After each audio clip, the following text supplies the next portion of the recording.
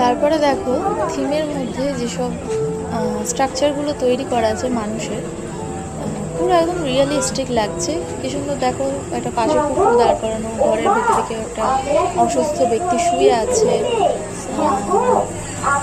মানে একদম মানে দুস্থ পরিবারে যেমন হয় আমরা দেখতে পাই, সেরকমই জিনিসটা ফুটিয়ে তোলা হয়েছে ছবির মাধ্যমেও বলো বা এইসব পুতুল বা মাটির স্ট্রাকচারগুলোর মাধ্যমেই বলো, সেইগুলোই তুলে ধরা হয়েছে। এই জলের মধ্যে দেখো একটা জিনিস দেওয়া, জিনিসটা ছবিটা মানে একটা মেয়ের মুখ, যার একদিকে মানে মা দুর্গার প্রতিচ্ছবি আর একদিকে মেয়েটির ছবি।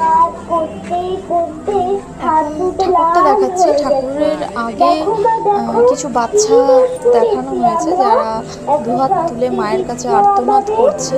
তোমরা